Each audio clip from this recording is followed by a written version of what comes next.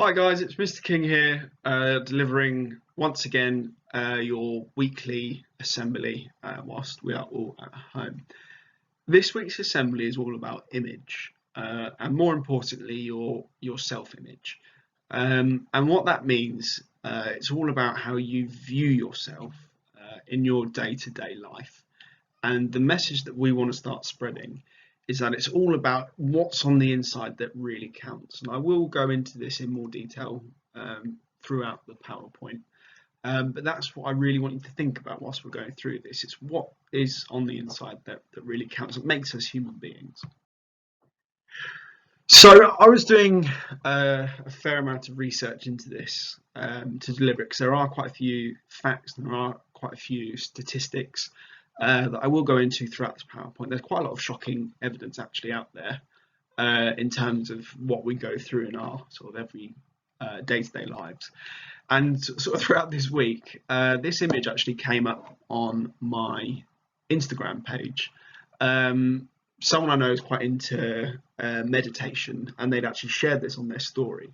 And I thought this really sort of summarizes what I would like us to try and focus on a little bit more whilst we are in school. So you've got two little stick men.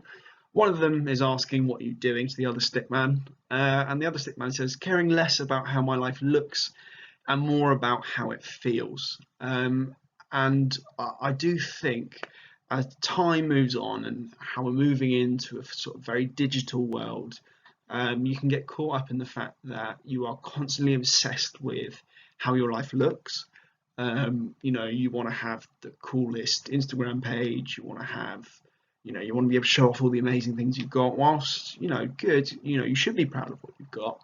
The most important thing is, we should be able to connect with how we feel and how other people feel. If someone's sad, we should look out for them, or if you're feeling sad yourself, you should be able to express that to someone.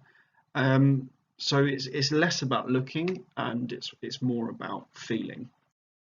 So as I've said, I've done quite a lot of research into this week's PowerPoint. I'm just going to share three really quick statistics about young people in the modern world.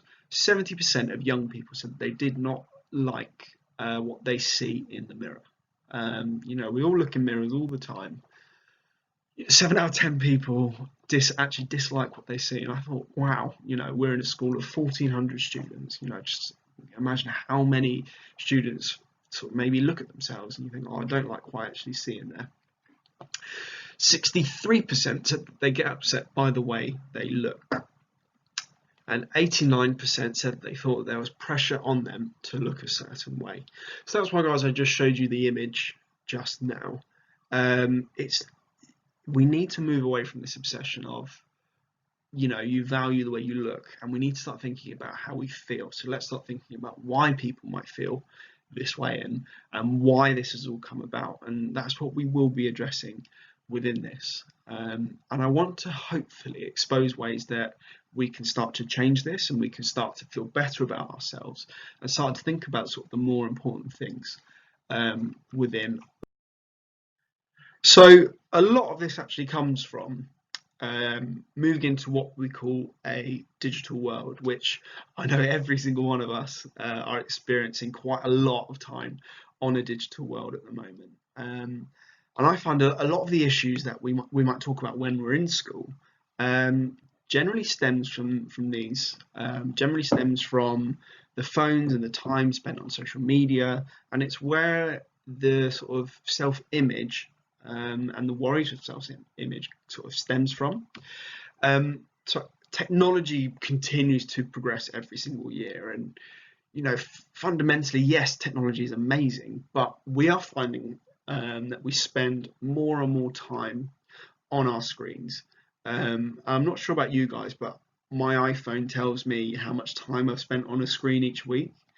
If you put the maths together, we are spending probably far too much time on screens, and although at the moment probably unavoidable, it's something you want to consider sort of as you move throughout school and as you move throughout your life as well.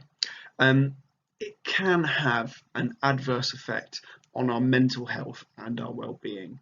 So if we're constantly spending time on Instagram, on Snapchat, on Facebook, on WhatsApp, looking at things that make us feel bad about ourselves, it makes issues that we might have that much worse. And it can affect things like self-esteem, self-image, and general anxieties that we feel all the time. It can actually make them worse. So what we want to start to recognize is, can we spend less time on social media? Can we spend more time outside? You've got to start thinking about, if you are doing something and it's making you feel worse, you need to stop doing that and find something else you can do to make yourself feel better about yourself. So what do I mean by body and self-image? Now, body image can be defined as the way in which you perceive your physical body, yourself, and the thoughts and feelings you experience as a result of your perception. Having a negative body image can lead to low self-esteem, anxiety, and a preoccupation with changing the way you look. So if you think about it, you're looking on Instagram, for example, and you see these celebrities and they look amazing, and you naturally probably start thinking about, wow, I want to look like that as well. In school, we're all very sort of normal people. We don't have all the time in the world to be looking like these people look, and perhaps a lot of these images are edited, and it's quite a vicious cycle actually. If we keep looking at things that we want to do, it changes our perception of ourselves, and you actually start to feel worse. Now, what this is trying to expose, guys, is this is trying to expose that this does happen. And you may be sat there now thinking, yeah, that's happened to me. I've seen my favorite celebrity. They look fantastic. I want to start looking like that. You might not necessarily look like that. And then therefore you start to feel worse about yourself. It's happened to my friends, happened to me. But if you are aware of what is happening, it actually makes things much easier to mentally deal with sort of as you go on. Okay, so over recent years, studies have shown that all members of society can feel a complex with both the body and self-image, and a lot of this has arisen through societal obsession with social media. Sort of body and self-image issues would have been around, let's say, 50 years ago, but with the emergence of things like Instagram and things like social media, I know they are entertaining. I know it's a way to keep in contact, but it does also have these other issues as well. And I would like you to be aware of what these issues actually are. Okay. Hi guys, it's Mr. King here, delivering once again your weekly assembly whilst we are all at home. This week's assembly is all about image, and more importantly, your self-image. And what that means, it's all about how you view yourself in your day-to-day life. And the message that we want to start spreading is that it's all about what's on the inside that really counts. And I will go into this in more detail throughout the PowerPoint. But that's what I really want you to think about whilst we're going through this. It's what is on the inside that really counts, that makes us human beings.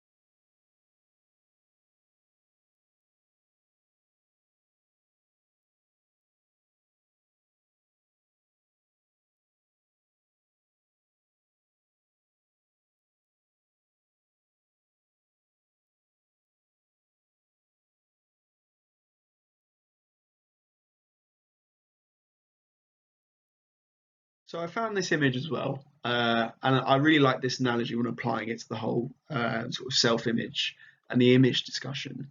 Um, so I'll just read it to you quickly. Everybody's a genius, but if you judge a fish by its ability to climb a tree, it will live its whole life believing it is stupid. Now, we can sort of apply this to sort of how we think and how we feel. You know, if people who achieve things in their lives and they're very, very proud of have obviously worked quite a long time to achieve it. But you've got to think just because someone else has done something doesn't mean that you need to do that as well. Each and every one of us have our own talents, have our own have our own achievements, and just because someone else does something doesn't mean you need to as well. And you need to start thinking about what you've done in your life and feeling proud about those achievements. And looking at your favorite celebrity because they've, done this, I don't know, workout that's made them look amazing, doesn't necessarily mean that you need to do that as well. Because they're their own person, they've done what they've done. You are your own person. Doesn't mean that it will sort of look the same and have the same end result. So thinking about the fish, because a fish can't climb a tree, doesn't mean that it's stupid. Okay, a monkey couldn't swim underwater forever. Okay, so you've got to think about your personal achievements and be proud of who you are and what you've achieved as well.